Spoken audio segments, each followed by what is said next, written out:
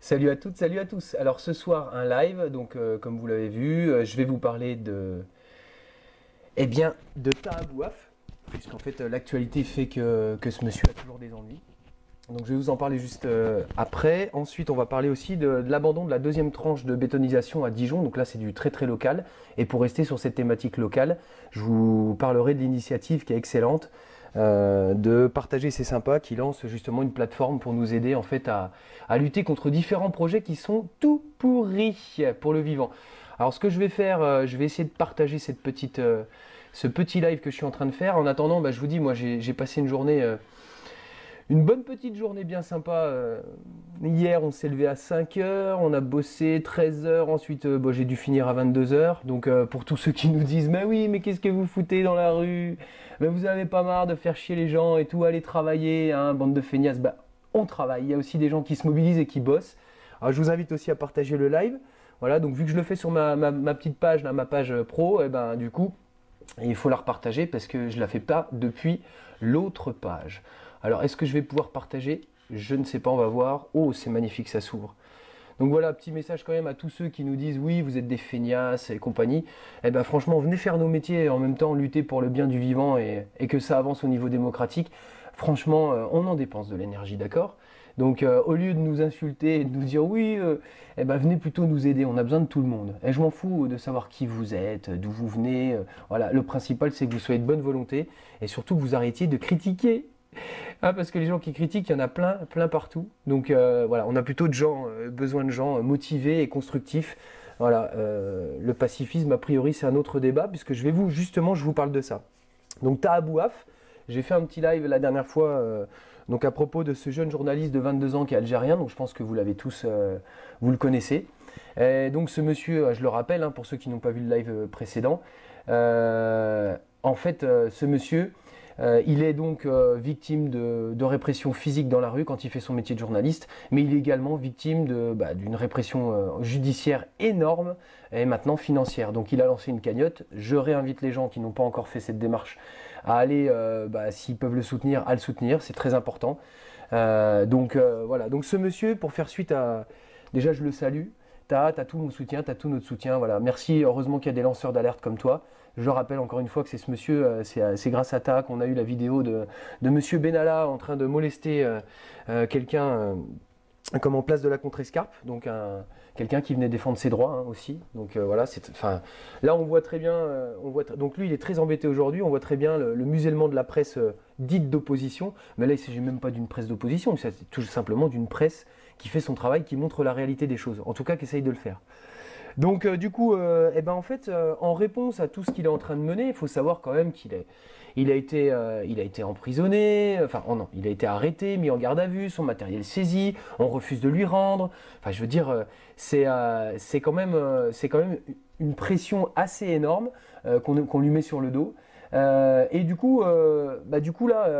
dernier épisode en date, je voudrais vous montrer quand même le tract que le syndicat de police Alliance a réalisé. Je ne sais pas si vous allez bien le voir à l'écran.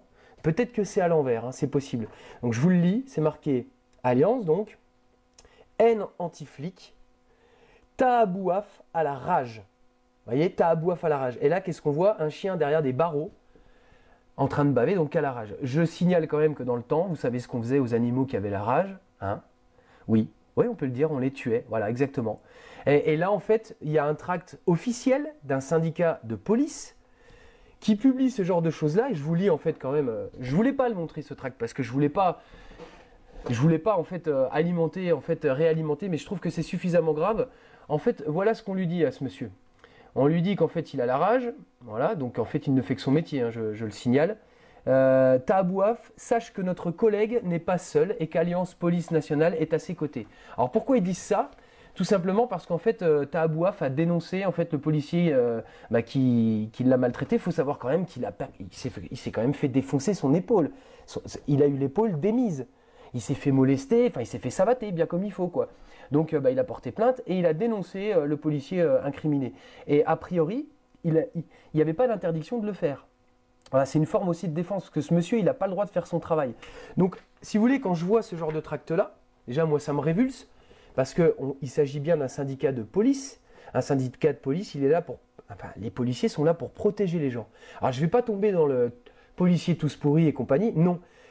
Effectivement, monsieur Lallemand, le préfet de police de Paris, nous a expliqué, enfin il ne l'a pas expliqué, mais il s'est fait gauler en train de dire à une dame gilet jaune que, bah, en fait, ils n'étaient pas dans le même camp. Donc voilà, vous êtes tous au courant, c'est avéré. Il y a des camps maintenant, hein, des camps. Je ne parle pas de camps comme à l'ancienne, mais vous voyez, la rhétorique est assez intéressante, quoi.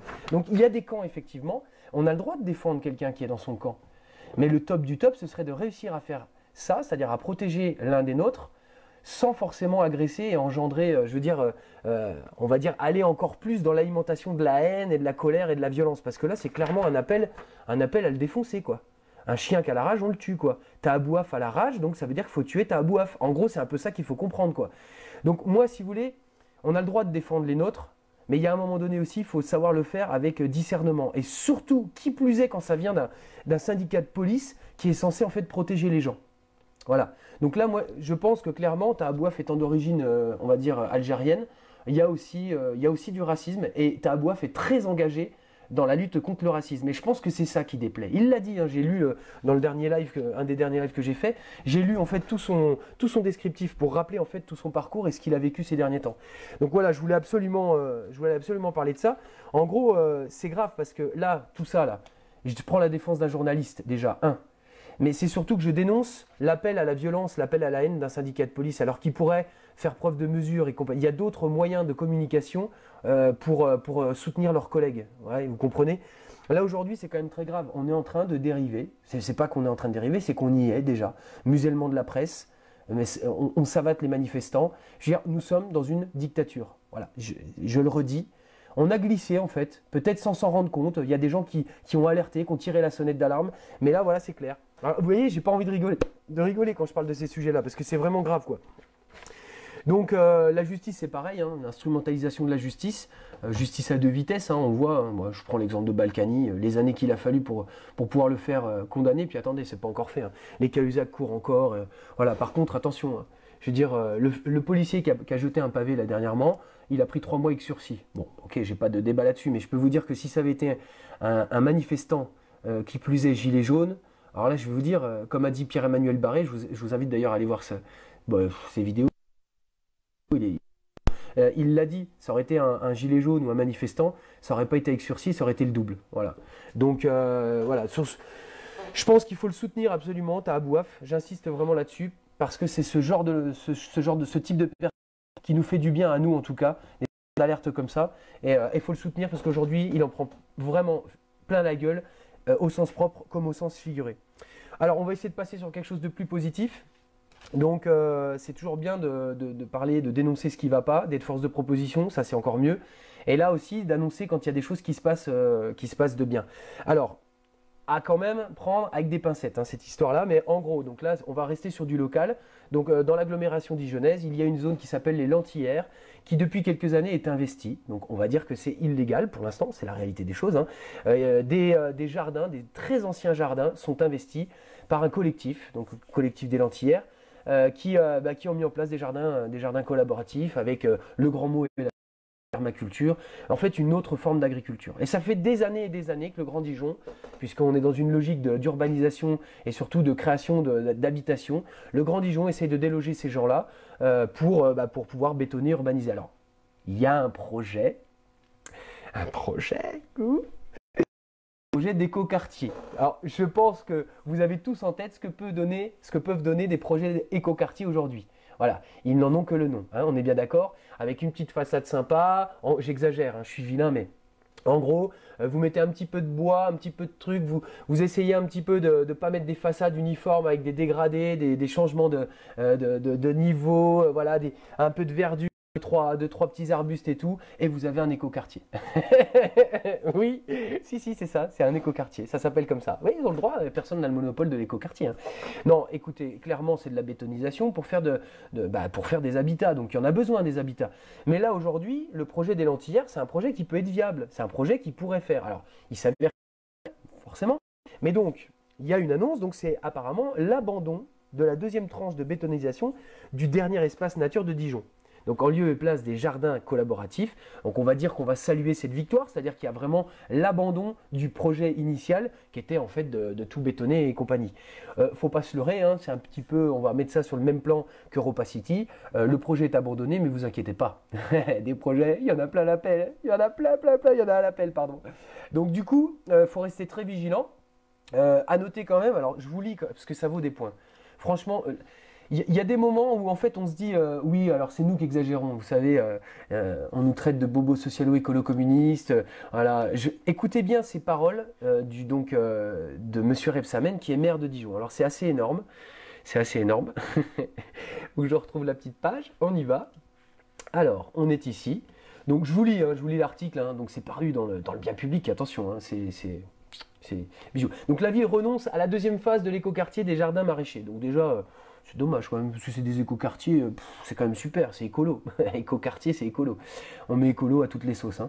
Donc lors de la conférence de presse qui a précédé, le conseil municipal de Dijon, le maire de Dijon, François Rebsamen, a affirmé que la ville allait renoncer à la deuxième phase de l'opération immobilière de l'écoquartier des maraîchers. Je vous annonce que nous allons mettre fin à ce qui était prévu, à savoir l'urbanisation du triangle dit de 10 hectares des Lentillères. Donc déjà, yes, tac. Ok, par contre, je suis contre l'occupation illégale des terres. A-t-il continué? Attention, il était remonté. Hein. Je demanderai donc l'expulsion de ceux qui occupent les lieux illégalement. Et pour répondre à la non-urbanisation, je proposerai que la ville cède un bail sur une liste qui sera établie, des parcelles pour y faire des jardins partagés. C'est con parce que c'est ce qui est déjà en train d'être mis en place. Mais bon, c'est pas légal, donc voilà. Ou du petit maraîchage à ceux qui voudront bien s'inscrire dans cette démarche républicaine. Bah ça tombe bien, t'as déjà des gens sur le terrain, mon pote. Hein, François? Oui, ouvre ton oreille, oui, c'est ça. L'autre aussi, ouais, ouvre ton cœur aussi. Sur proposition de Nathalie Kanders, le collège des Lentillères pourrait devenir un collège expérimental d'alimentation en produits frais provenant du maraîchage. Alors ça c'est top, topissime. Ah, ça par contre, on peut le signaler, ça c'est de la balle. Voilà. Interrogé sur la raison qui le poussait à renoncer à la deuxième phase, François Rebsamen a déclaré « Attention, attention, je l'avais prévu, il l'avait prévu. » C'est-à-dire que, attention, ça réfléchit. Hein, je ne l'avais pas dit. Écoutez ça, c'est énorme. J'adore ce monde. Je ne l'avais pas dit, car je ne voulais pas faire plaisir aux anards. Oui, vous avez bien entendu. Oui, non, je répète. Je l'avais prévu. Je ne l'avais pas dit, car je ne voulais pas faire plaisir aux anards. Entre parenthèses, hein, il existe, bien sûr. Mais je l'avais prévu depuis le début. Tu pouvais pas le dire avant? Non mais sérieusement, tu joues à quoi là? Tu nous prendrais pas un petit peu pour des cons, François? Hein? T'es pas le premier François à nous prendre pour des cons. Hein. Non, je sais bien. Ah Kiki, oh putain, ils sont énormes. Il est temps que tous ces gens-là, hein, vous voyez ce que je veux dire? Qu'on laisse la place à la décision collective là, parce que waouh, ça fait mal de voir ça. Hein. Ouais, déjà là, tout ce projet-là, petite question intermédiaire, petite parenthèse. Vous pensez vraiment que ça se passerait comme ça si on vous demandait votre avis? Hein, gardez bien ça en tête, gardez bien cette question. Parce que bientôt, en fait, cette question, on va devoir y répondre. Chacun devra y répondre. Ouais, tout le monde devra répondre. Comme ça, en fait, ce sera fini de tout ça, de toutes ces choses-là. Ça ne sera pas parfait, hein, mais je pense que ça sera bien mieux que ça. Voilà, donc moi, je pense qu'on peut saluer François, hein, parce qu'il l'avait déjà prévu, tel un joueur d'échecs, mais en bon stratège puis surtout qui voulait pas faire plaisir aux anards. Ouais. Aux connards, non, c'est ça que tu... Non, les anards, excuse-moi, j'ai pas compris. Non, je crois que là on touche le fond, les amis. D'accord? Mais en tout cas, saluons le fait que l'écoquartier, pour l'instant, est abandonné. Bon, attention, restons vigilants. Hein. Je signale au passage que des amis dijonnais ont fait un petit concert de casserole hein, devant la municipalité. Alors, c'est marrant parce que il dit pas, en fait, pourquoi ça a été abandonné. Mais c'est bien parce que les gens se sont mobilisés, les associations locales, les Lentillères, voilà, force de proposition. C'est bien pour ça que ça a été abandonné ce projet. C'est pas comme ça, ils ont dit non, finalement on a réfléchi. Non, non, c'est sous la pression, c'est sous une forme de rapport de force. Et vous savez quoi? Qu'est-ce qu'il y a bientôt là, en mars prochain? Ouais, des élections. Et finalement, les projets écologiques, c'est quand même d'actualité. Faut quand même pas trop déconner avec tout ça. Hein. Donc, faudrait plutôt satisfaire les électeurs, hein, parce que là, l'écologie, ouais, faut en mettre de l'écologie partout. Tiens, qu'est-ce que t'as comme projet écologique, toi? Ouais, Ouais, ouais, c'est bien ça. Oh, ça fait bien ça. Ça fait... Non, les cocartiers, c'est foutu. Laisse tomber. Non, non, mais ça, c'est super. Comment tu appelles ça, toi? Attends, excuse-moi. Redis-moi ça. Oui, oui, un projet de... Oh là là, c'est magnifique. Un collège expérimental d'alimentation en produits frais provenant du maraîchage. Putain, c'est top ça. Là, on tient un truc. C'est nickel. Bon, ok, non, saluons quand même cette initiative. Je passe là-dessus. Alors, du coup, pour rester sur du super local, je tiens à vous communiquer, donc pour celles et ceux qui ne l'ont pas encore vu, partager, c'est sympa. Vous savez, le mec qui a lancé l'équipe, parce qu'il n'est pas tout seul, il a lancé en fait la pétition sur l'environnement, là, qui a fait 2 millions de signatures en très peu de temps. Il fait des vidéos excellentes. Alors, ces dernières, c'est plutôt sur la collapsologie, sur comment on peut s'organiser et tout. Il précise bien d'ailleurs qu'il y a prendre le maquis, hein, s'organiser pour mieux vivre et tout. Mais il précise aussi qu'il faut aller leur botter le cul, hein. Botter le cul, ça peut paraître violent, mais je pense que face à la violence d'un système actuel, je pense que finalement botter le cul c'est plutôt une caresse, c'est plutôt gentil. Donc partager c'est sympa. Ils ont lancé une plateforme qui s'appelle Super Local. Alors ça s'appelle le mouvement. Allez voir, hein, c'est vraiment intéressant. Et en fait c'est une plateforme d'aide à l'occupation de terrain. Vous voyez? En fait, ils vous filent des techniques, ils vous aident, donc vous faites partie du réseau. Et en fait, ils vous expliquent qu'il y a plusieurs sites un peu partout. Et ils vous aident, en fait, ils vous soutiennent. Tiens, comment on peut occuper un site intelligemment? Qu'est-ce qu'il y a à faire? Qu'est-ce qui n'est pas à faire? Qu'est-ce qui est légal, illégal? Voilà. Et comme ça, vous y allez en plus grande organisation et en intelligence. Et c'est souvent avec du nombre et bien organisé qu'on arrive à faire des choses intelligentes. Voilà. Donc, c'est super. Hein, super local. Voilà. Restez bien en local. Je vous invite aussi, je passe un petit message sympa. Il y a une plateforme qui s'appelle La Table Ronde Conscience. La Table Ronde Conscience, en fait, c'est tout un tas de personnes, des liveuses, des liveurs, des gens motivés, qui souffrent, des gens qui travaillent pas. Il y a de tout. Et en fait, on crée des plateformes comme ça de discussion. Allez-y, vous pouvez aller regarder ça aussi.